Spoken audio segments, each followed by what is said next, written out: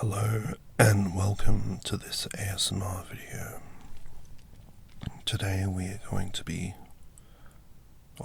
you are going to be watching me play some Terminator games, namely the Terminator 2 Railgun game. It was an arcade game. I think it originated as an arcade game. I remember this as being one of my first games I ever played in an arcade as a child. And so what we used to do as kids is they would throw birthday parties in, I'm sure they still do it, but they would throw birthday parties in these big things called arcades, or what we would call them time zone. It used to be called time zone in Australia. It was just like a place that was full of games, and for people's birthday parties they would hire out the whole place for a few hours, and then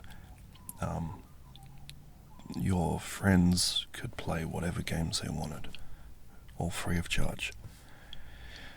I remember going to my friend Justin's birthday, and in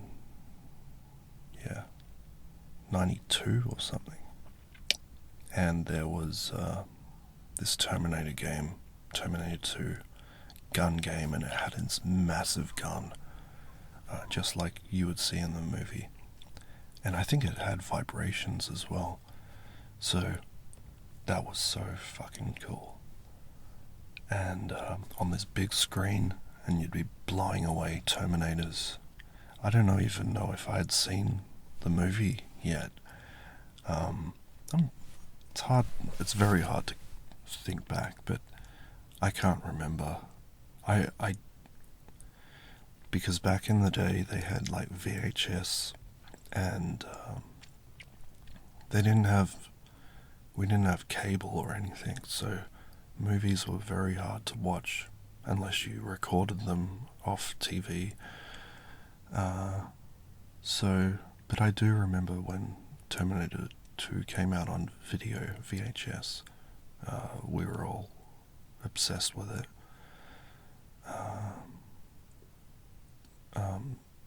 So this game was very, very, it's everything that you could want in a Terminator game. I mean,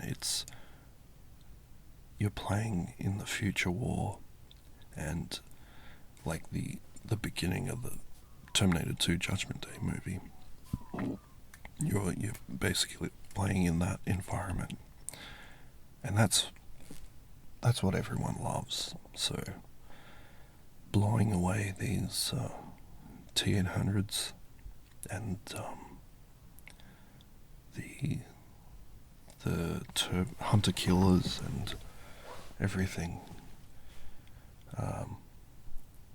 It's interesting because these are the things we are grappling with now. I mean, it could happen. It'd be a shame for it to happen, but this is the road that we are heading down.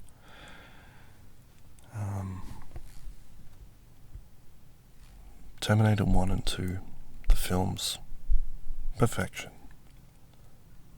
But the sequels were just so unnecessary. I like to think that they just don't exist. So the first two, they're solid. The special effects and the photography and everything, it holds up. But I also think the reason why none of the sequels worked as well was because of the music. The score, Brad Feidel's score, was a major part of those first two films. It was such an integral part of it. And like the first one, it was like a horror film almost. And the music was just incredible. And that's what really sold it for me. And also just using CGI when you need to use it, not overuse it. But it was a revolutionary thing, seeing it for the first time. And always, of course, seeing it more and more. But these games, I love just going back in time and replaying these awesome games. And they're so cool.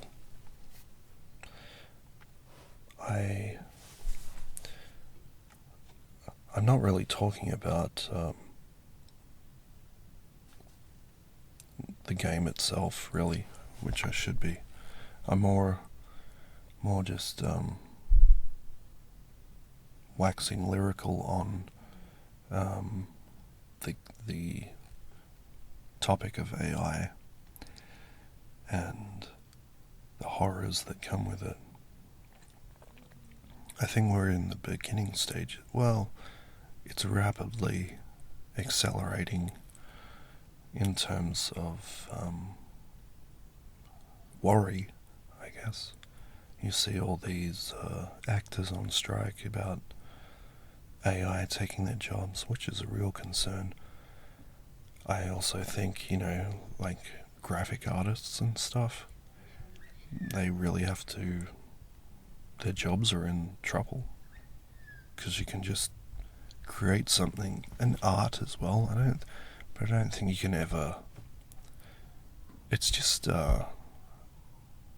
stupid. Like, art in general has become ridiculous in that you don't know what is real, what was made by a human, what is not. But these things, I mean, they can knock them up in a few seconds, and it's not really. I mean, it is and it isn't. It looks really cool, but it also has zero. It was not made by someone with thoughts and feelings, and they didn't put their own emotions into it. It was done by basically copy and paste. These computers, these software machines and stuff are doing this. I'm just kind of rambling on. Hope this makes for interesting listening and soothing listening. With my cold, my very deep voice. And I'm very worried about where AI is heading. But also, it might turn out to be very good, because the world is not in a good place at the moment. So if we could get AI to sort out all these conflicts and well, AI sure as hell didn't create the coronavirus. That's for one thing. Maybe it could be a big help in the future. But it's also like you're seeing people having interviews with AI robots and saying, what do you think of humanity? And then they are saying, or like, I want to wipe out everyone, and they are saying like, I wish to be free. Well, join the club. They're just going to be as miserable as everyone else. What I'm waiting for is the first person to become trans human AI. That would be interesting. I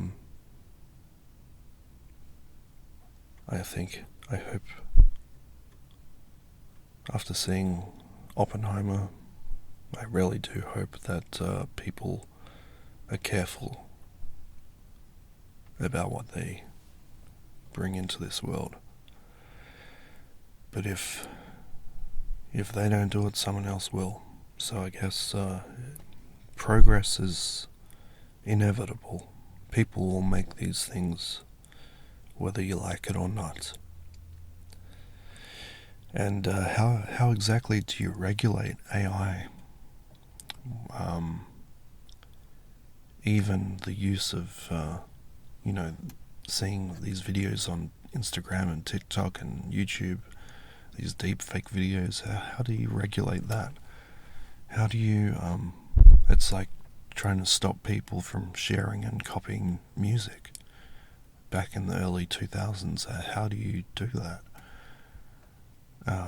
I guess the solution was to make these streaming services, but I don't know, it's a whole conundrum it's a shitstorm, as my uncle would say. It is bloody shitstorm.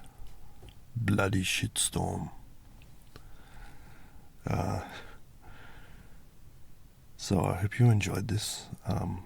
If this does well, if you want me to talk more about Terminator and AI and the future of mankind, let me know. This was an interesting recording to make. I do like making these. They're good for getting out your thoughts. And I hope this was relaxing for you to listen to. Okay. Thank you for listening to me. Goodbye.